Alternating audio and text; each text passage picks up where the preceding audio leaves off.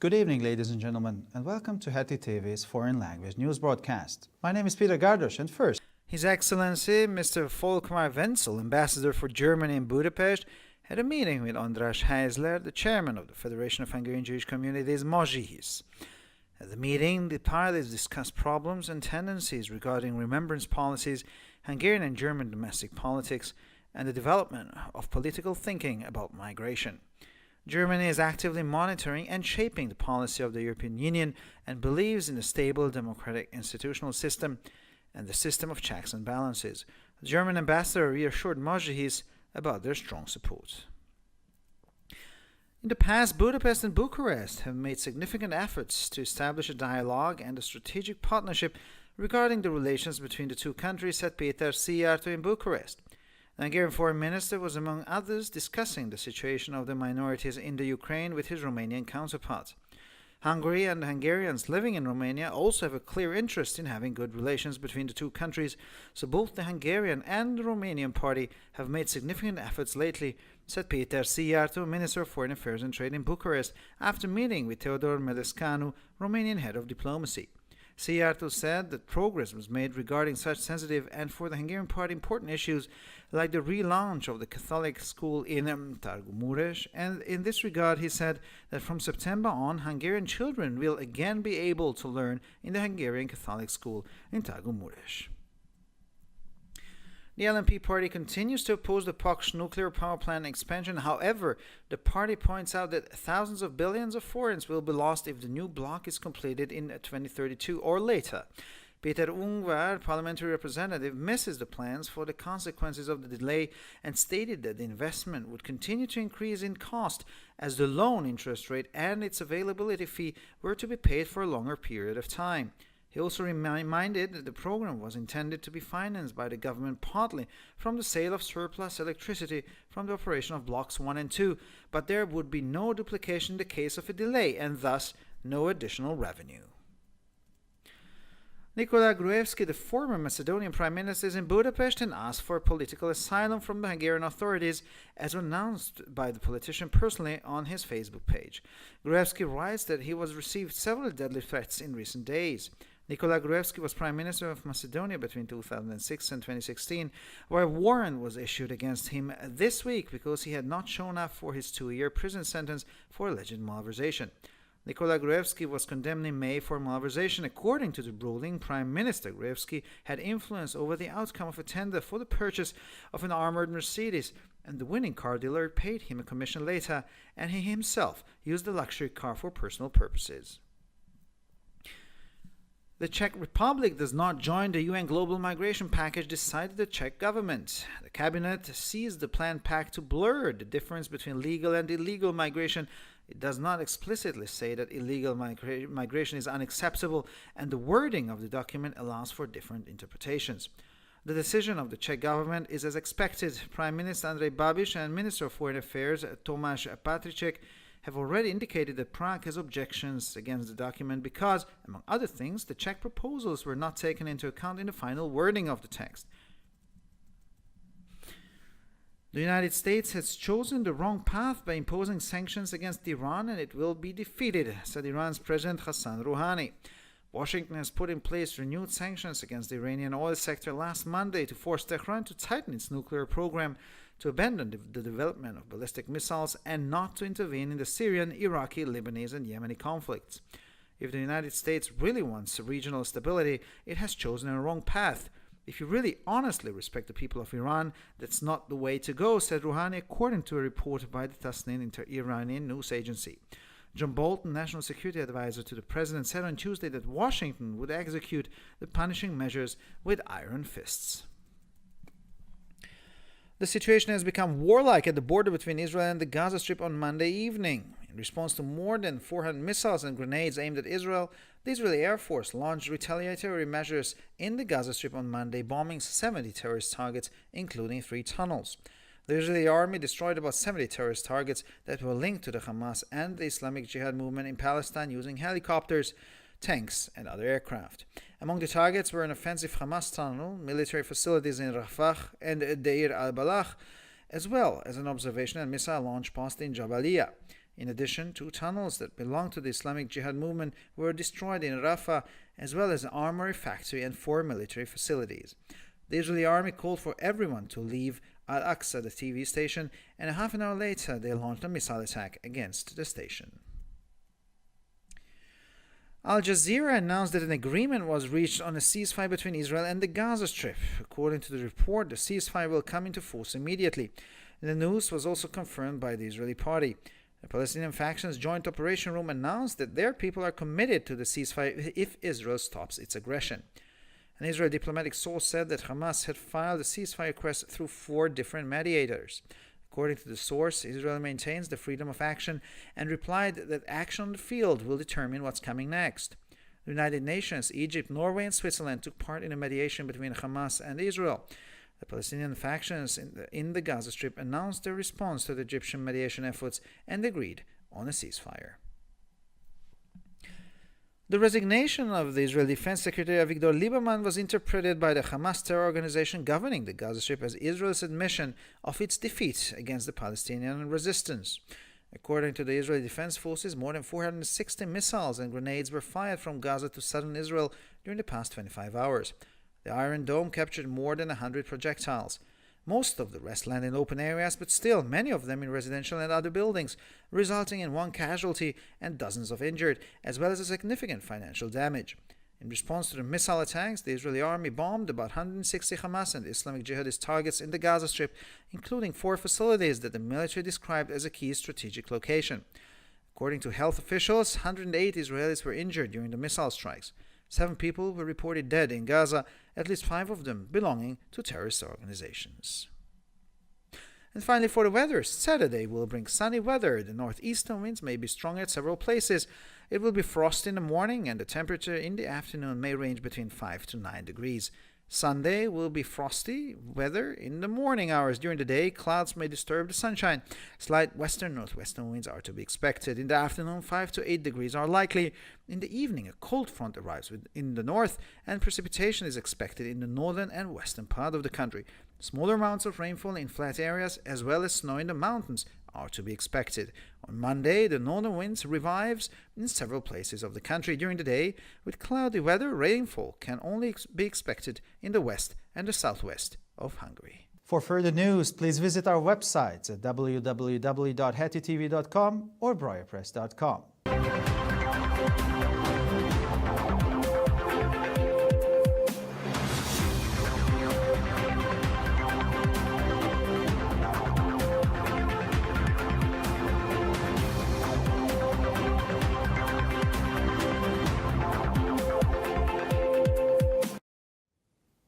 Schönen guten Abend, liebe Zuschauer. Mein Name ist Peter Gardosch und nun folgen die Nachrichten auf Deutsch.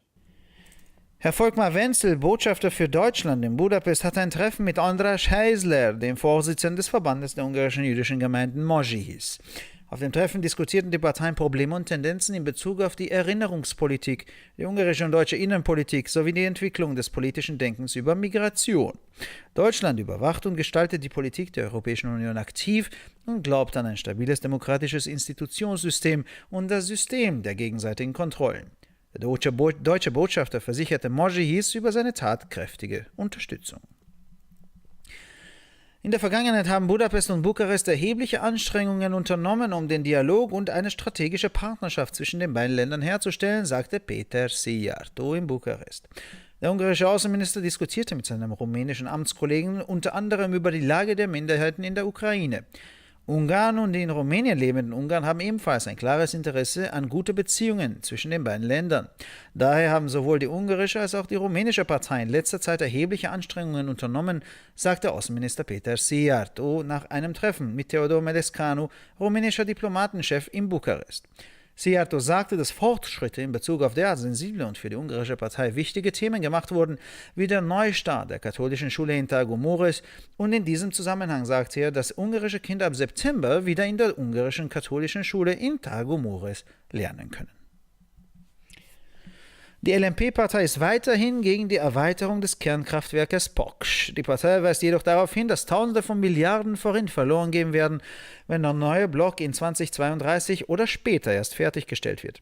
Der parlamentarische Vertreter von Peter Ungar vermisst die Pläne für die Folgen der Verspätung und erklärt, dass die Kosten der Investitionen weiter steigen würden, da der Darlehenszinssatz und die Verfügbarkeitsgebühr für einen längeren Zeitraum gezahlt werden müssen. Er erinnerte auch daran, dass das Programm dazu bestimmt war, von der Regierung zum Teil aus dem Verkauf von überschüssigem Strom aus den Betrieben der Blöcke 1 und 2 finanziert zu werden. Es wurden jedoch wegen den Verzögerungen keine zusätzlichen Einnahmen geben werden. Der ehemalige mazedonische Premierminister Nikola Gruevski ist in Budapest und hat bei den ungarischen Behörden um ein politisches Asyl gebeten, wie der Politiker auf seiner Facebook-Seite persönlich angekündigt hat.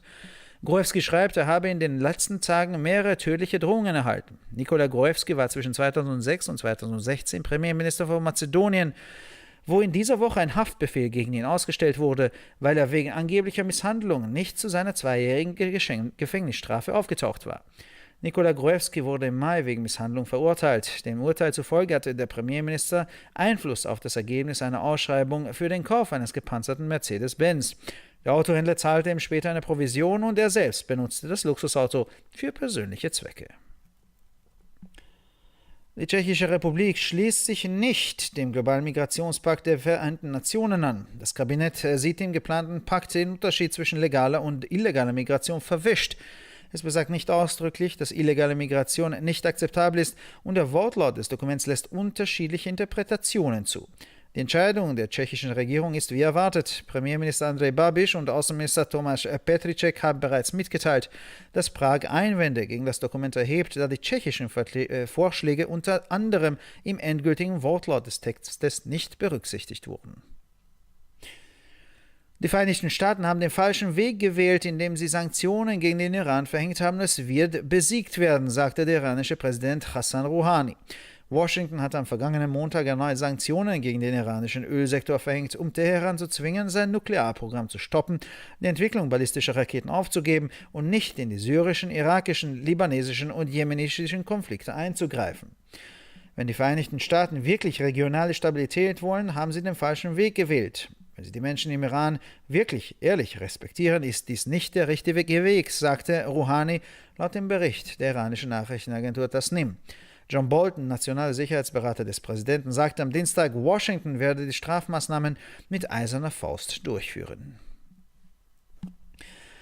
Die Lage ist an der Grenze zwischen Israel und dem Gazastreifen am Montagabend kriegsähnlich geworden. Als die Reaktion auf die mehr als 400 Raketen und Granaten, die auf Israel abgeschossen waren, führte die israelische Luftwaffe am Montag im Gazastreifen Vergeltungsmaßnahmen durch, um 70 terroristische Ziele, darunter 3 Tunnel, zu vernichten. Die israelische Armee zerstörte mit Hubschraubern, Panzern und anderen Flugzeugen etwa 70 terroristische Ziele, die mit der Hamas und der islamistischen Dschihad-Bewegung in Palästina verbunden waren. Zu den Zielen gehörte ein Hamas-Tunnel, militärische Einrichtungen in Rafah und Deir al-Balah sowie ein Beobachtungs- und Raketenschauplatz in Jabaliyah. Außerdem wurden in Rafah 2 Tunnel der islamistischen Dschihad-Bewegung sowie eine Rüstungsfabrik und 4 militärische Einrichtungen zerstört. Die israelische Armee forderte jeden dazu auf, den Fernsehsender Al-Aqsa zu verlassen. Um eine halbe Stunde später starteten sie einen Raketenangriff auf den Sender. Al Jazeera gab bekannt, dass eine Vereinbarung über einen Waffenstillstand zwischen Israel und dem Gazastreifen getroffen wurde. Nach dem Bericht wird der Waffenstillstand sofort in Kraft treten. Die Nachricht wurde auch von der israelischen Partei bestätigt. Der gemeinsame Arbeitssaal der palästinensischen Fraktion kündigte an, dass sich ihre Leute dem Waffenstillstand verpflichtet haben, wenn Israel mit ihrer Aggressivität aufhört. Eine israelische diplomatische Quelle berichtete, die Hamas habe einen Waffenstillstandsantrag durch 4 verschiedene Vermittler gestellt. Der Quelle zufolge hält Israel die Handlungsfreiheit aufrecht und antwortet, dass Maßnahmen auf dem Feld bestimmen, was als nächstes kommt. Die Vereinten Nationen, Ägypten, Norwegen und die Schweiz nahmen an der Vermittlung zwischen dem Hamas und Israel teil. Die palästinensischen Fraktionen im Gazastreifen gaben ihre Antwort auf die ägyptischen Vermittlungsbemühungen bekannt und einigten sich auf einen Waffenstillstand.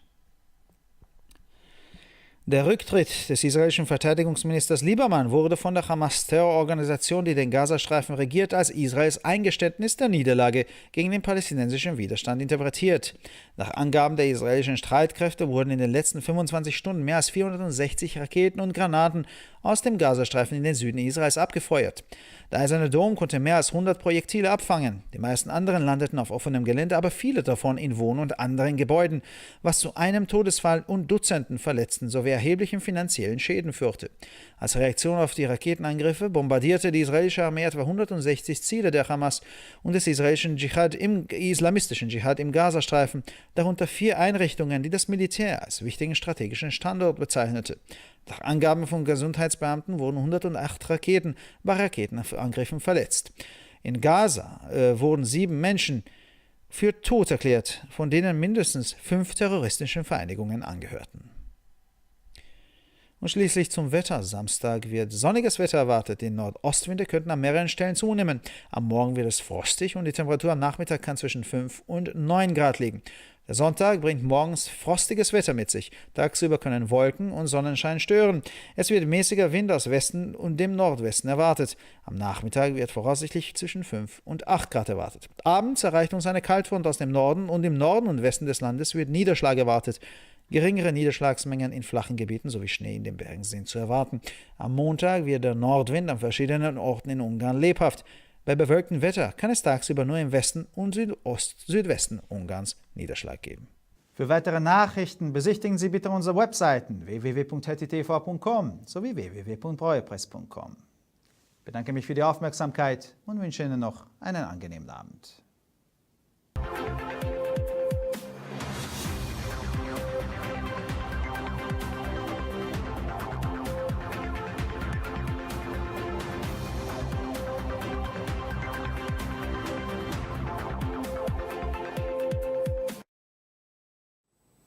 Bonsoir mesdames et messieurs et bienvenue ici sur HettitV. Moi je m'appelle Adam Breuer et maintenant les titres en français.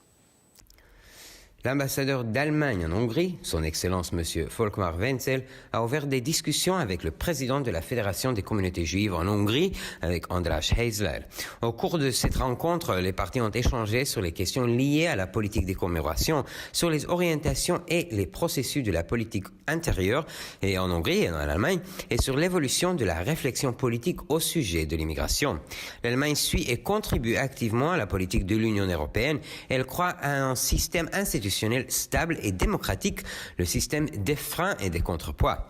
L'ambassadeur allemand a exprimé son soutien en faveur de Mojihis. Récemment, Budapest et Bucarest ont consenti de nombreux efforts pour que les relations hungaro-roumaines soient caractérisées par le dialogue et par un partenariat stratégique, a déclaré Péter Szijjártó à Bucarest. Le ministre des Affaires étrangères a également consulté son homologue au sujet de la situation des minorités en Ukraine.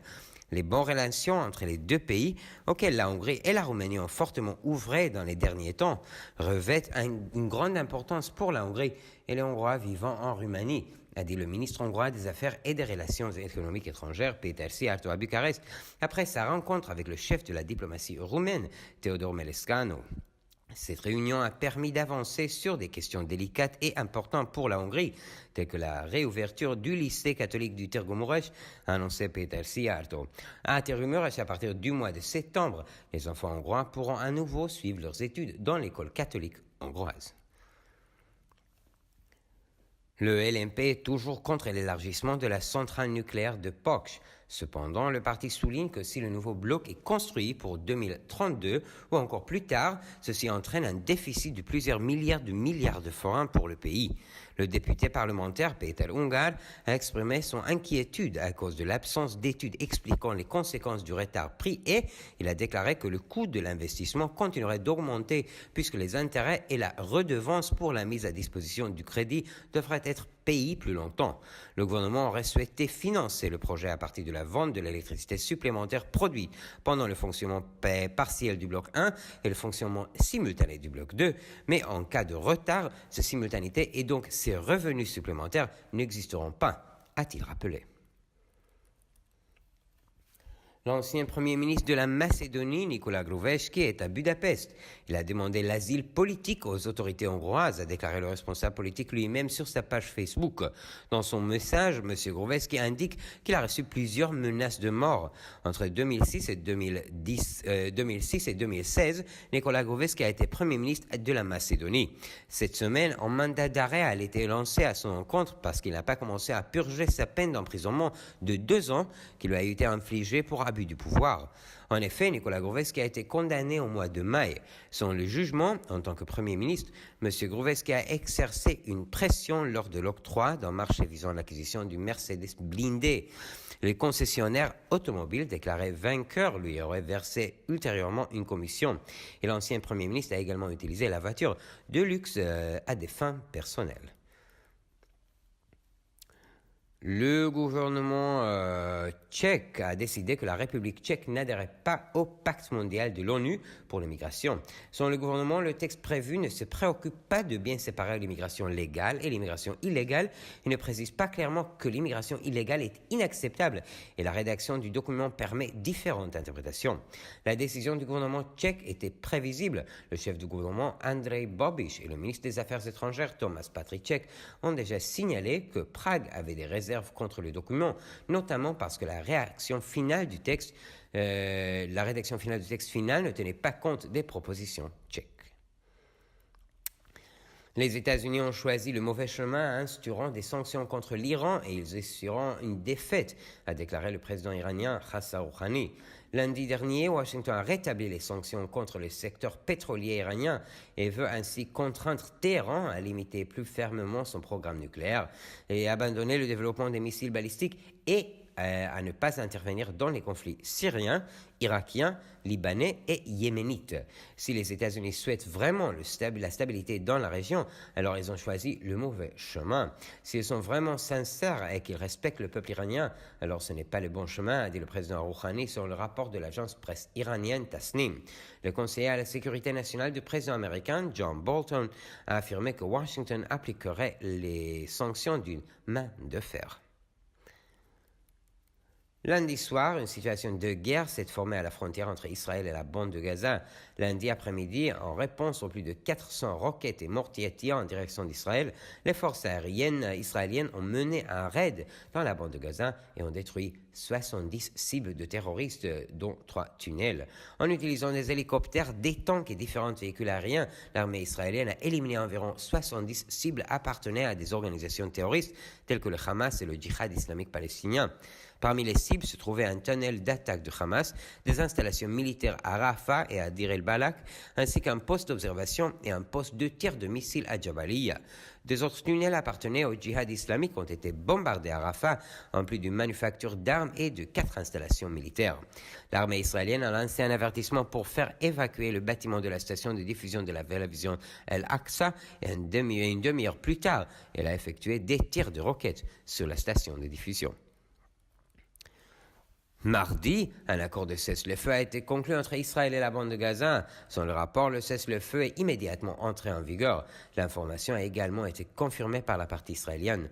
Le centre d'opération conjoint des groupes palestiniens a annoncé que leur peuple respecterait le cessez-le-feu si Israël arrêtait son agression. Selon une source d'information diplomatique israélienne, le Hamas a soumis une demande de cessez-le-feu en passant par 4 intermédiaires différents. D'après cette source d'information, Israël garde sa liberté d'agir et a répondu que la suite des événements sera déterminée par les mesures à prendre sur le terrain. L'ONU, l'Égypte, la Norvège et la Suisse ont participé aux efforts de médiation entre les Hamas et Israël. Les groupes palestiniens de la bande de Gaza ont annoncé qu'ils avaient répondu favorablement aux efforts de médiation égyptiens qui ont abouti à l'accord de cessez-le-feu. La démission du ministre israélien de la Défense, Avigdor Lieberman, a été interprétée par l'organisation terroriste contrôlant le banc de Gaza comme si Israël avait reconnu sa défaite contre la résistance palestinienne. Selon les données des forces de la défense israélienne, en 25 heures, plus de 460 roquettes et mortiers ont été tirés depuis la bande de Gaza sur le sud d'Israël. Plus de 100 projectiles ont été interceptés par le dôme de fer. La plupart des autres ont atterri sur des terrains vagues, alors que plusieurs douzaines ont touché des maisons d'habitation et des bâtiments provoquant la mort d'une personne.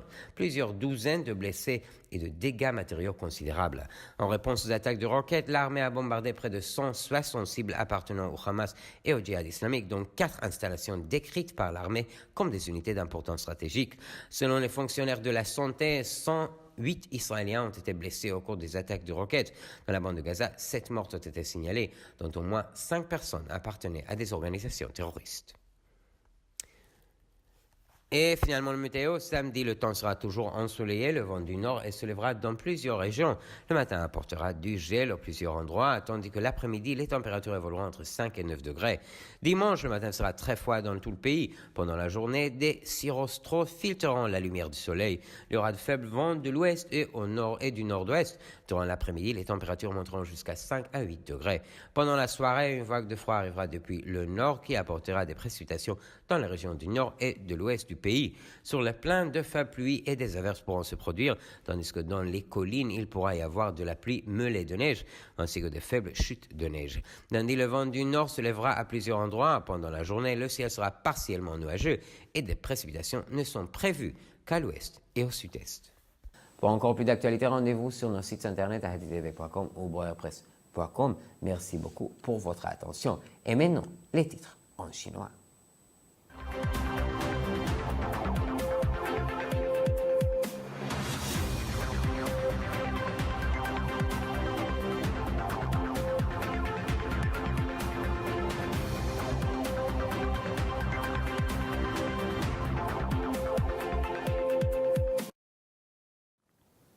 先生们、女士们，大家晚上好，我是艾登。以下是本周中文要闻。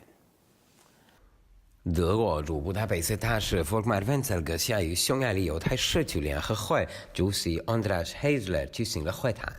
在会谈中，双方讨论了有关青年政策、匈牙利和德国国内政治的问题和趋势，以及关于移民问题政治思考的发展。德国正在积极参与欧盟政策的监督和制定，并致力于建立稳定的民主体制和制衡体系。德国大使向莫西斯保证了他们的大力支持。贝德西亚多在布加勒斯特表示，布达佩斯和布加勒斯特此前已就两国建立对话和战略伙伴关系做出了重大努力。匈牙利外交部长与罗马尼亚外交部长讨论了乌克兰少数民族的情况。布加勒斯特外交和贸易部长贝德西亚多在会见罗马尼亚外交部长 Teodor Melescanu 后表示，匈牙利和居住在罗马尼亚的匈牙利人也对建立两国之间的良好关系有着明显的兴趣，因此匈牙利和罗马尼亚双方最近都做出了重大努力。贝德西亚多表示，类似的敏感问题和匈牙利等的重要问题都取得了进展，例如在特尔古姆雷省重启天主教学校，并且在这一点上，他还表示，从9月起，匈牙利儿童将能够重新在特尔古姆雷省的匈牙利天主教学校学习。匈牙利绿党继续反对 Box 核电站的扩建，但他们指出，如果新城区无法在2032年之前完成，将会损失数千亿福林。贝德隆格议会代表错过了延迟后果的计划，并表示由于贷款利率及其可用费用将在较长时间内完成支付，投资成本将会继续增加。他还提醒说，该计划的目的是由政府提供资金，其中部分源自于第一和第二长期运营所抽出的剩余电力，但在延迟情况下则不会出现，因此将没有额外的收入。麦吉顿前总理尼古拉·格鲁舍夫斯基在其 Facebook 页面上表示，他目前正在布达佩斯，并请求匈牙利当局提供政治庇护。格鲁舍夫斯基写道，他最近几天受到了多次死亡威胁。格鲁舍夫斯基于2006年至2016年期间担任麦吉顿总理，由于他涉嫌贪污，却未接受2年的刑罚。麦吉顿本周对他发出了逮捕令。卢维斯基于5月被判决贪污罪名成立。根据裁决，总理卢维斯基干预了国卖庄家麦斯雷斯汽车的招标结果，赢得竞标的汽车经销商随后向他支付了佣金，而他本人也曾将这辆豪华轿车用于个人用途。捷克共和国不加入联合国全球移民一揽子计划，捷克政府已做出决定。那个认为该计划的协议模糊了合法和非法移民之间的差异，他没有明确表示非法移民是不可接受的。文件的措辞可能导致不同的解读。捷克政府的决定并不意外。总理 Andrej Babiš 和外交部长 Tomáš Petříček 已经表示不拉个对该文件的异议，因为除其他事项外，捷克的提案在文件的最后措辞中并没有被考虑。伊朗总统哈桑·鲁哈尼表示，美国选择对伊朗实施制裁是一条错误的道路，他将以失败收场。华盛顿上周一对伊朗石油部门实施了新的制裁，波斯特海兰受经济和计划放弃发展弹道导弹，并不再干涉叙利亚、伊拉克、黎巴嫩和也门冲突。如果没有真的想要地区稳定，那他们选择了一条错误的道路。如果你真正的尊重伊朗人民，就不应该这么做。在伊朗塔斯尼姆通讯社的报道中，鲁哈尼做出表态。美国国家安全顾问 John Bolton 周二表示，华盛顿将以铁拳执行惩罚措施。星期一晚上，以色列和加沙地带之间的边界局势已经变得如战争一般。作为对实现以色列的400多枚导弹和手榴弹的回应，以色列空军周一在加沙地带实施了报复性措施，炸毁了包括三条隧道在内的几十个恐怖主义目标。以色列军队使用直升机、坦克和其他飞机摧毁了大约几十个与巴勒斯坦哈马斯和伊斯兰圣战运动有关的恐怖主义目标，其中包括一个令人反感的哈马斯隧道、拉法和代尔巴拉赫的军事设施，以及位于加巴利亚的一个观察和导弹发射站。此外，位于拉法地区属于伊斯兰圣战组织的2条隧道，以及一个军械库和4处军事设施也被摧毁。以色列军队呼吁所有人离开阿克斯电视台，半小时后，他们对该电台发动了导弹袭击。半岛电视台宣布就以色列和加沙地带之间的休战问题达成协议。据报道，休战协议将立即生效。以色列方面也证实了这一消息。巴勒斯坦各派的联合行动时宣布，如果以色列停止侵略，他们的人民将致力于休战。以色列外交消息人士称，哈马斯已通过4名不同的中间人提出休战要求。据消息来源称，以色列保持行动自由，并回应说，战场上的行动将决定接下来会发生什么。联合国、埃及、挪威和瑞士参与了哈马斯和以色列之间的交接。加沙地带的巴勒斯坦派系宣布对埃及的交接努力做出回应，并同意休战。以色列国防部长利伯曼的辞职被哈马斯关在加沙地带的恐怖组织解释为以色列承认其在巴勒斯坦抵抗运动方面的失败。按照以色列国防军的说法，在过去25小时内，共有460多枚导弹和手榴弹从加沙射向以色列南部。铁穹防御系统抵御了超过100次射击，其大部分落在了空旷地区，但仍然有许多落在住宅和其他建筑物中，造成1人伤亡，数十人受伤，并造成重大经济损失。针对导弹袭击事件，以色列军队轰炸了加沙地带约160个哈马斯伊斯兰圣战组织目标，其中包括军方称其为关键战略位置的4处设施。据卫生官员称，108名以色列人在导弹袭击中受伤。据报道，加沙有7人死亡，其中至少5人属于恐怖主义组织。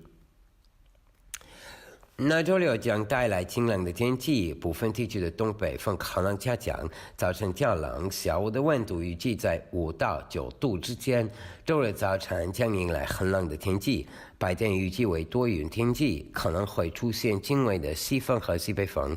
下午的气温预计5到8度。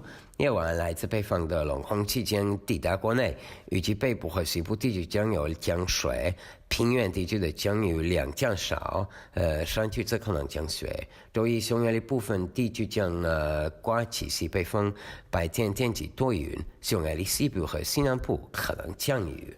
非常感谢关注我的新闻，请关注我们的网站 hettytv.com 还是 brightpress.com。非常感谢，和祝你们周末好。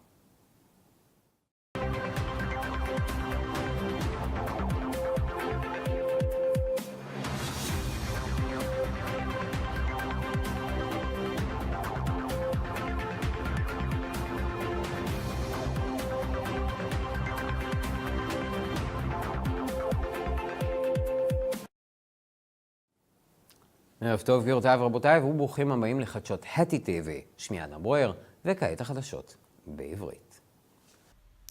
כבוד השגריר מר פולקמר ונצל, שגריר גרמניה בבודפשט, נפגש עם אנדראש הייזלר, יושב ראש איגוד הקהילות היהודיות בהונגריה. בפגישה דנו הצדדים בבעיות ובמגמות הנוגעות למדיניות הזיכרון, לפוליטיקת הפנים ההונגרית והגרמנית ולפיתוח החשיבה הפוליטית בנוגע להגירה. גרמניה פועלת באופן פעיל למעקב ולעיצוב מדיניות האיחוד האירופי ומאמינה במערכת מוסדית דמוקרטית יציבה או במערכת של איזונים ובלמים. השגריר הגרמני הרגיע את איגוד הקהילות בנוגע לתמיכתה של גרמניה. בעבר בודפשט ובוקרשט עשו מאמצים רבים כדי ליצור דיאלוג ושותפות אסטרטגית לגבי היחסים בין שתי המדינות, אמר פטר סיארטו בבוקרשט. שר החוץ ההונגרי דן בין השאר במצבם של המיעוטים באוקראינה עם עמיתו הרומני. להונגריה ולהונגרים החיים ברומניה יש גם אינטרס מובהק ליחסים טובים בין שתי המדינות, כך ששני הצדדים עשו לאחרונה מאמצים משמעותיים, אמר פטר סיארטו, שר החוץ והמסחר בבוקרשט, לאחר שנפגש עם תאודור מליסקנו, ראש הדיפלומטיה הרומנית. סיארטו אמר כי חלה התקדמות לגבי נושאים רגישים עבור ההונגרים, כמו הפתיחה מחדש של בית הספר הקתולי בתרגום מורש, ובדבר זה הוא אמר כי מספטמבר הילדים ההונגרים יוכלו שוב ללמוד בבית ספר הונגרי קתולי בעיר. מפלגת LMP ממשיכה להתנגד להרחבת תחנת הכוח הגרעינית פוקש. עם זאת, המפלגה מציינת כי אלפי מיליארד של פורינט בוזבזו או יבוזבזו אם הבלוק החדש יושלם בשנת 2032 או אפילו מאוחר יותר. פטר אונגר, נציג פרלמנטרי, רוצה לראות את התוכניות על ההשלכות של העיכוב, ואמר כי ההשקעה תמשיך להגדיל את העלות עקב הריבית על ההלוואה ודמי השכייה שלה ישולמו עבור פרק זמן ארוך יותר. הוא גם הזכיר כי התוכנית אמורה להיות ממומנת על ידי הממשלה בחלקה ממחירת עודפי חשמל מהפעלת בלוקים 1 ו-2, אבל לא תהיה כפילות במקרה של עיכוב, ולכן לא תהיינה הכנסות נוספות. ניגרולה גרייבסקי, ראש ממשלת מקדוניה לשעבר, נמצא בבודפשט וביקש מקלט מדיני מהשלטונות ההונגרים, כפי שהודיע הפוליטיקאי באופן אישי בדף הפייסבוק שלו. גרובסקי כותב כי הוא קיבל כמה איומים על חייו בימים האחרונים.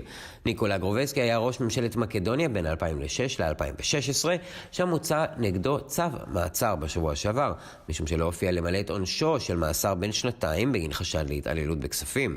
ניקולה גרובסקי נידון בחודש מאי. על פי פסק הדין לראש הממשלה הייתה השפעה על תוצאות מכרז לרכישת מרצדס משוריינת. סוחר הרכב הזוכה שילם לו עמלה מאוחר יותר, והוא עצמו השתמש במכונית למטרות אישיות.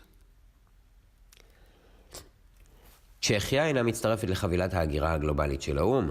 החליטה ממשלת צ'כיה. הממשלה רואה את האמנה המתוכננת ככזאת שרוצה לטשטש את ההבדל בין הגירה חוקית ובלתי חוקית. היא אינה אומרת במפורש כי הגירה בלתי חוקית אינה מתקבלת על הדעת, וניסוח המסמך מאפשר פרשנויות שונות. ההחלטה של ממשלת צ'כיה הייתה צפויה. ראש הממשלה אנדרי בוביש ושר החוץ תומאש פטריצ'ק כבר הצביעו על כך שפראג מתנגדת למסמך, שכן בין היתר ההצעות הצ'כיות לא נלקחו בחשבון בניסוח הסופי של הטקסט. ארצות הברית בחרה בדרך הלא נכונה על ידי הטלת סנקציות על איראן, והיא תובס, אמר נשיא איראן חסן רוחני. וושינגטון העלתה סנקציות מחודשות נגד שוק הנפט האיראני ביום שני האחרון, כדי לאלץ את איראן להקטין את תוכנית הגרעין שלה, לנטוש את פיתוח הטילים הבליסטיים ולא להתערב בסכסוכים הסוריים, העיראקים, הלבנונים והתימנים. אם ארצות הברית באמת רוצה יציבות אזורית, היא בחרה בדרך הלא נכונה. אם אתה באמת מכבד את העם האיראני, זו לא הדרך, אמר רוחני, על פי דיווח של סוכנות הידיעות טנסנים.